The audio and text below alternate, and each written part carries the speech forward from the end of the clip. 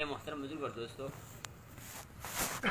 گھر کی تعمیر کے حوالے سے بھی، ظاہری تعمیر کے حوالے سے بھی بات ہو گئی، اور گھر کی حقیقی تعمیر کے حوالے سے بھی کافی بات ہو گئی ہے کہ گھر والوں کے آپس میں کیسے رویے ہوں اور کیسے ایک دوسرے کے ساتھ اخلاق برتے جائیں۔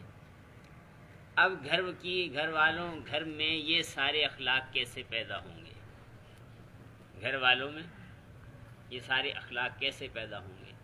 گھر والوں کی اصلاح کی فکر کرنا یہ بھی ہماری ذمہ داری ہے۔ اللہ تعالیٰ فرماتے ہیں یا ایھا الذین آمنوا قوا انفسکم واہلیکم نارا، اے ایمان والو اپنے آپ کو اور اپنے گھر والوں کو دوزخ کی آگ سے بچاؤ۔ تو اپنے گھر والوں کی دینداری کی فکر کرنا، دین آئے گا تو ساری پریشانیاں ختم اور سارے مسئلے حل۔ دین ہی ہر ایک کا مرتبہ اور مقام سمجھائے گا۔ دین آئے گا، دل کے اندر خوف خدا ہوگا تو ہر ایک کی راحت کا ذریعہ بنے گا، اور اگر دین نہیں ہوگا تو کسی کو بھی تکلیف پہنچے گی، ہمیں کوئی پرواہ نہیں۔ تو گھر کا ماحول دیندار بنایا جائے۔ گھر والوں میں اپنی بیوی سے ابتدا کی جائے، بیوی کی اصلاح کی فکر۔ آپ صلی اللہ علیہ وسلم نے سب سے پہلے اسلام کس پر پیش کیا بھائی؟ حضرت خدیجۃ الکبریٰ رضی اللہ تعالی۔ شادی کی ہے ہم نے، بیوی آ گئی گھر میں، ہونا تو یہ چاہیے کہ شادی سے پہلے ہی دینداری کو مد نظر رکھتے ہوئے رشتہ کیا جائے، لیکن اب بیوی گھر میں آ گئی ہے تو سب سے پہلے اس کے ایمان و اخلاق اور اعمال کی فکر کی جائے، اس کے عقائد کی درستی کی فکر کی جائے۔ بہت ساری ہمارے معاشرے کے اندر ایسے توہم پرستی ہے اور ایسے غلط عقائد ہیں، اب ان ساری چیزوں کو حکمت بصیرت کے ساتھ ختم کیا جائے۔ بیوی کے ایمان و اخلاق اور اس کے اعمال کی فکر کی جائے، کیسے اسے دیندار بنانا ہے، کیسے اسے دیندار بنانا۔ آپ صلی اللہ علیہ وسلم صحابیات کی خصوصی فکر فرماتے تھے۔ ہفتے میں ایک دن آپ صلی اللہ علیہ وسلم نے خاص کیا تھا صحابیات میں بیان کرنے کے لیے، وعظ کرنے کے لیے، اور یعنی مختلف احادیث آپ صلی اللہ علیہ وسلم کی وارد ہیں جس میں آپ نے براہ راست مستورات سے خطاب فرمایا۔ چنانچہ ایک موقع پر فرمایا کہ اے عورتوں کی جماعت، تم صدقہ اور خیرات کیا کرو، میں نے دوزخ میں تمہاری اکثریت کو دیکھا ہے۔ تو عورتوں نے پوچھا یا رسول اللہ اس کا کیا سبب ہے؟ تو آپ نے فرمایا کہ تم لعن طعن بہت کرتی ہو اور اپنے خامندوں کی ناشکری بہت کرتی ہو۔ تو مستورات کو دیندار بنانے کی فکر کی جائے اور محنت کی جائے، اور اسی طرح مستورات کی نمازوں کی فکر کی جائے۔ مستورات نماز کے معاملے میں بہت سستی کرتی ہیں۔ ہم اپنی خدمت میں کوتاہی پر گھر والوں کے ساتھ ناراض ہو جاتے ہیں۔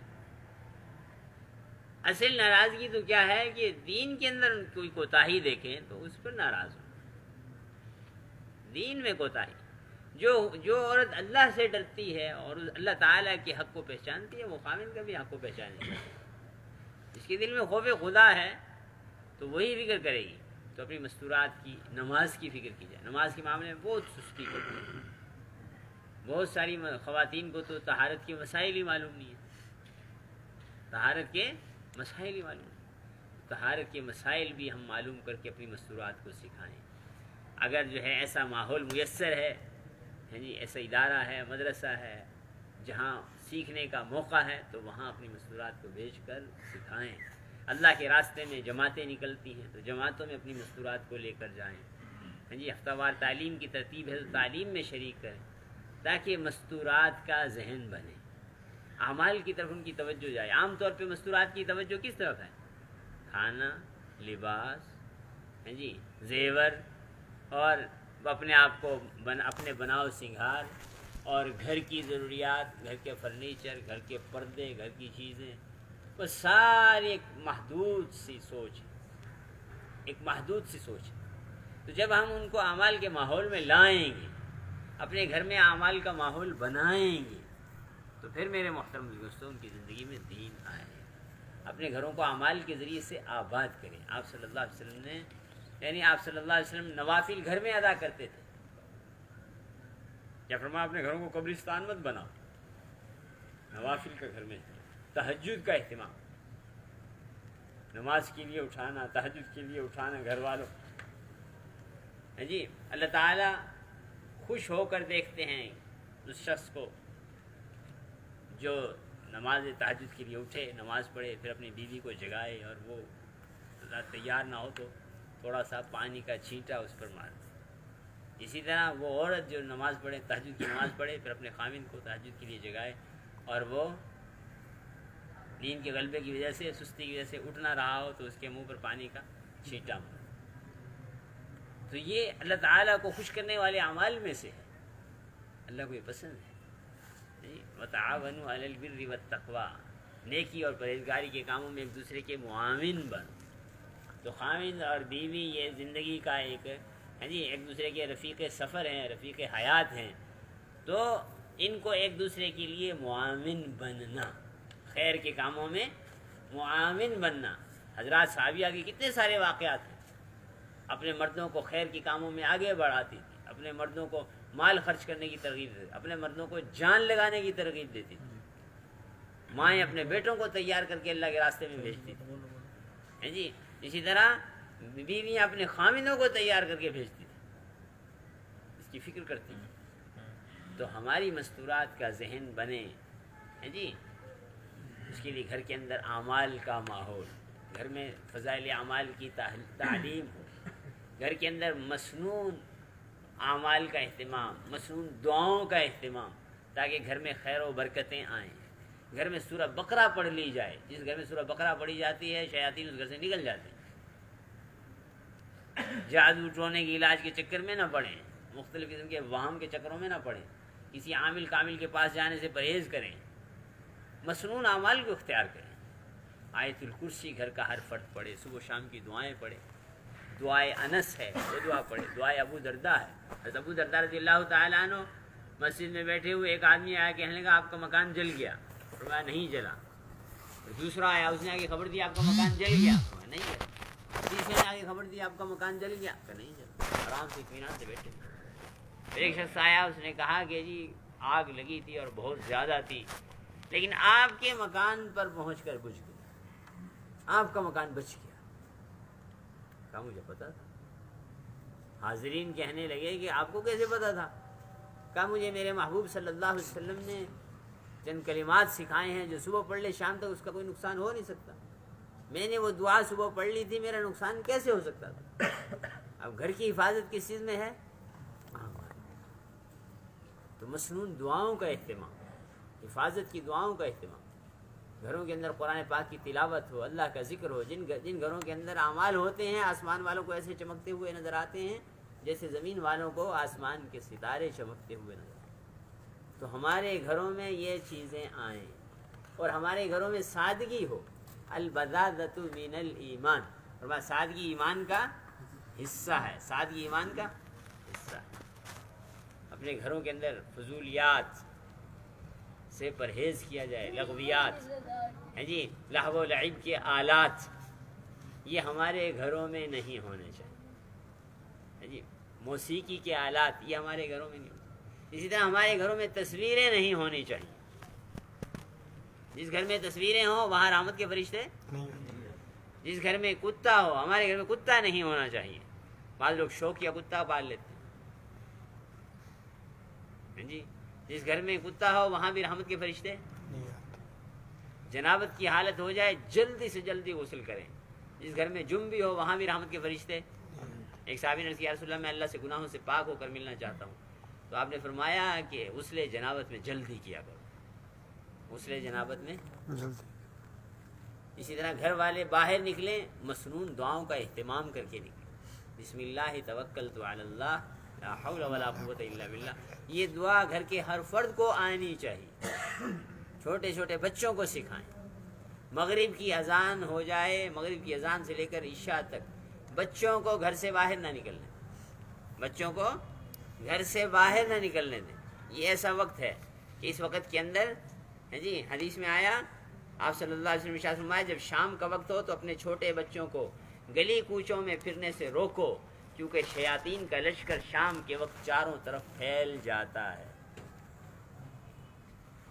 تو اس دوران اپنے بچوں کو گھر سے باہر، گھر والے کہیں جا رہے ہیں بچوں کے ساتھ، ان سے کہیں مغرب کی اذان سے پہلے پہلے واپس آ جائیں۔ اگر کسی وجہ سے تاخیر ہو جائے تو پھر انہیں کہیں مزید ٹھہر جائیں، عشاء تک ٹھہر، پھر عشاء پڑھ کے آئیں۔ یہ مغرب سے عشاء کا جو درمیانی وقت ہے، اس میں شیاطین، ایسے شیاطین جو خاص بچوں کو تنگ کرتے ہیں، اپنے بچوں کو ایسے وقت میں باہر نہ نکلنے دیا جائے۔ اسی طرح جو ہے جی بیت الخلاء کی دعا، اس کا بھی ہماری مستورات، ہمارے بچے، ہم خود بھی خوب اہتمام کریں۔ اور کپڑا اتارنے کی دعا بھی سکھائی تھی ساتھیوں کو، یاد ہے جی؟ بسم اللہ الذی لا الہ الا ہو، بسم اللہ الذی، ہاں جب بھی لباس تبدیل کرنا ہے یہ دعا پڑھ کے لباس تبدیل کریں۔ ان دعاؤں کا مسنون اعمال کا ہم اہتمام کریں۔ ہو سکے تو منزل جو ہے، منزل کی آیات ہیں جی، تو یہ منزل یہ باقاعدہ یہ ثابت ہے، تو منزل صبح و شام گھر میں پڑھی جائے۔ گھر کے اندر مستورات اعمال کے لیے ایک جگہ مخصوص کر لیں۔ گھر اللہ نے بڑا دیا ہے، ایک کمرہ نماز کے لیے، اعمال کے لیے، ذکر تلاوت کے لیے مخصوص کر لیں۔ اگر گھر چھوٹا ہے تو گھر کا کوئی ایک کونا، یہ حضرات صحابہ کرام کے گھروں میں نماز کی جگہ ہوتی تھی۔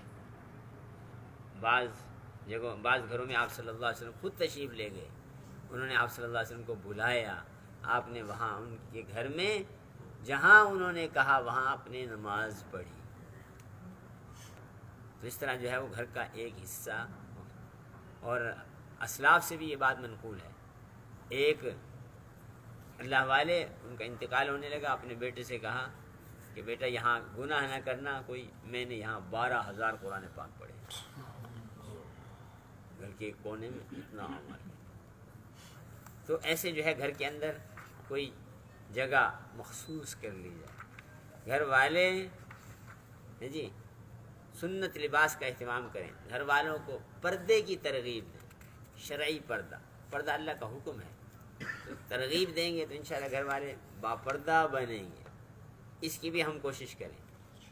اور گھر کے اندر فضائل اعمال کا حلقہ ضرور قائم کریں، گھر میں فضائل اعمال کا حلقہ، فضائل صدقات کا حلقہ، اس کے ذریعے سے بہت ساری یعنی ذہن سازی آسان۔ اب تو اللہ کا شکر ہے ہر گھر کے اندر مرد، مستورات، بچے بچیاں پڑھی ہوئی موجود ہیں، تو یہ کتاب ہم اپنے گھروں میں اس کی تعلیم شروع کریں۔ اس کے ساتھ ساتھ اپنے گھروں میں نیک لوگوں کو آنے دیں، اپنے گھروں میں نیک لوگوں کو آنے دیں۔ نیک لوگوں کے ساتھ تعلق رکھیں گے تو نیک لوگ آئیں گے، اور بروں کے ساتھ تعلق ہوگا تو برے آئیں۔ نیک آدمی اس پر ہر وقت اللہ کی رحمت برس رہی ہے، جہاں وہ جائے گا اللہ کی رحمت برسے گی۔ کوئی نیک آدمی ہمارے گھر میں آیا ہے، اس کے آنے کی برکت سے بہت ساری خیریں آئیں گی ہمارے گھر۔ آپ صلی اللہ علیہ وسلم ارشاد فرمایا، نہ کھائے تیرا مال مگر متقی، اپنا کھانا نیک لوگوں کو کھلائیں۔ ایک حدیث کا مفہوم ہے، نہ داخل ہو تیرے گھر میں سوائے نیک آدمی کے۔ تو نیک لوگ ہمارے گھروں میں آئیں، فاسق و فاجر برے لوگوں کے ساتھ نہ تعلق رکھیں، نہ برے لوگ ہمارے گھر میں آئیں۔ وہ آئیں گے، ان کے ساتھ ان کی نحوست آئے گی، نیک لوگ آئیں گے، ان کے ساتھ برکتیں آئیں گی۔ تو اپنے گھروں میں نیک لوگ۔ اسی طرح مہمانوں کی آمد کو سعادت سمجھیں۔ مہمان کی آمد، مہمان اللہ کا تحفہ ہے۔ حدیث میں آیا کہ اللہ تعالیٰ جب کسی کے ساتھ بھلائی کا ارادہ فرماتے ہیں تو اسے تحفہ بھیجتے ہیں۔ صحابہ نے پوچھا یا رسول اللہ وہ تحفہ کیا ہے؟ آپ نے فرمایا مہمان اپنا رزق ساتھ لاتا ہے اور جاتے ہوئے گھر والوں کی بخشش کرا کے جاتا ہے، گھر والوں کی بخشش کرا کے جاتا ہے۔ تو گھر کے اندر نیک لوگ آئیں، وہ مہمان بن۔ نوح علیہ السلام نے اللہ تعالیٰ سے دعا کی، رب اغفر لی ولوالدی ولمن دخل بیتی مؤمنا وللمؤمنین والمؤمنات، اے اللہ مجھے بخش دے، میرے والدین کو بخش دے، اور ہر اس شخص کو، ایمان والے مرد ایمان والی عورت کو بخش دے جو میرے گھر میں داخل ہوا، میرے گھر میں۔ تو ایسے جو ہے مہمان کے آنے کو رحمت سمجھیں، بوجھ نہ سمجھیں۔ اس کو خرچ کا ذریعہ نہ سمجھیں. فرمایا کہ مہمان کے لیے رزق جبریل علیہ السلام لے کر آتے ہیں اور اس کے ساتھ گھر والوں کے لیے بھی رزق لاتے ہیں، گھر والوں کے لیے بھی رزق لاتے ہیں. تو مہمان کے گھروں میں آنے کو بھی سعادت سمجھا جائے، گھر کی خیر و برکت میں اضافہ ہوگا. بے دین لوگوں کے گھر میں آنے سے کو ناپسند سمجھا جائے. فرمایا کہ بہترین ہم نشین کی مثال کیسی ہے بھائی؟ خوشبو والے کسی. اگر ایک آدمی کسی خوشبو والی دکان میں جائے تو ہو سکتا ہے خوشبو خرید لے، ہو سکتا ہے خوشبو والا کوئی خوشبو ہدیے میں دے دے، اور نہ خریدی نہ اس نے ہدیے میں دی تو کم از کم کیا ہوگا بھائی؟ ناک میں خوشبو تو آئے. اور برے ہم نشین کی مثال کیسی ہے؟ جیسے آگ کی بھٹی، لوہار کی بھٹی کی. کہ آدمی وہاں جائے گا تو کیا ہوگا؟ یا تو کوئی چنگاری اڑ کے گر جائے گی، کپڑے کالے ہو جائیں گے، کچھ بھی نہ ہوا تو کم از کم دھواں تو ناک میں جائے گا. تو اچھے لوگوں کے ساتھ ہمارا تعلق ہوگا، اچھے لوگوں کے ہاں ہمارا آنا جانا ہوگا تو ان کے ذریعے سے خیر و برکتیں ہمارے ہاں آئیں گی. اور برے لوگوں کے ساتھ ہمارا تعلق ہوگا تو ظاہر ہم سے ملنے کے لیے برے لوگ آئیں گے، اور برے لوگ آئیں گے تو ان کے ساتھ کی نحوست بھی آئے. یعنی برے آدمی کو گھر میں داخل ہونا تو دور کی بات، اگر کوئی فاسق و فاجر آدمی گھر میں جھانک بھی لے تو بھی گھر کی برکت. یہ فرمانا کہ اپنے مکان کا پردہ لگا کے رکھو تاکہ کسی کی نظر گھر میں نہ پڑے. تو بھائی کریں گے سارے اس کا اہتمام. اسی طرح گھر کے امور مشورے کے ساتھ، اپنے گھروں میں مشورے کی سنت زندہ کریں. یعنی کہ گھر کا ہر فرد اپنی مرضی چلا رہا ہے. گھر کا جو سربراہ وہ گھر کا امیر. مستورات کو امیر نہ بنائیں، ذمہ دار نہ بنائیں. ان سے رائے ضرور لیں، ان کی رائے کا احترام کریں، لیکن گھر کے معاملات مشورے سے، اس سے گھر میں جوڑ پیدا ہو، گھر والوں کی باہمی محبت بڑھے. تو گھر میں مشورے کو رواج دیا جائے. جتنے فیملی ممبر ہیں وہ باہمی مشورے سے گھر کے کام باہمی مشورے سے. چھوٹی چھوٹی باتوں کا مشورہ ہے جی، خوشی کے مشورے، غمی کے مشورے، کہیں آنا ہے، کہیں جانا ہے، کسی سے دینا ہے، کسی سے لینا ہے، جو کچھ بھی معاملات ہیں وہ باہمی مشورے سے ہوں. بچوں کی تربیت کے حوالے سے مشورہ. تو مشورے کو ہم رواج دیں. کیا کریں بھائی؟ مشورے کو رواج. اور گھریلو اختلافات کا اظہار کسی کے سامنے نہ. حد الامکان کوشش کریں اپنے گھر کے اختلافات گھر میں ہی، بلکہ گھریلو اختلافات تو اپنے بچوں کے سامنے بھی نہیں آنے چاہیے، کیونکہ بچے بھی پوری BBC ہوتے ہیں، خبریں ساری نشر کر دیتے ہیں جی. تو بھائی ان باتوں کا ہم خیال رکھیں اور کوشش کریں اپنے مستورات کا ذہن بنائیں کہ بلا ضرورت گھر سے باہر نہ جائیں، اور ہماری مستورات ہمارے گھر کے رازوں کی حفاظت کریں. میاں بیوی کے بارے میں کیا فرمایا؟ ہن لباس لکم وانتم لباس لہن. تم اپنی بیویوں کا لباس اور تمہاری بیویاں تمہارا لباس. لباس تو کیا کرتا ہے بھائی؟ جسم کو چھپاتا ہے، ستر کو چھپاتا ہے. تو گھر کے راز گھر سے باہر نہیں جانے چاہیے جی. خاص طور پر اس حوالے سے مستورات کو ترغیب دی جائے. کریں گے بھائی سارے بھائی ان باتوں کا اہتمام انشاءاللہ. اللہ تعالی ہم سب کو عمل کی توفیق عطا فرمائے.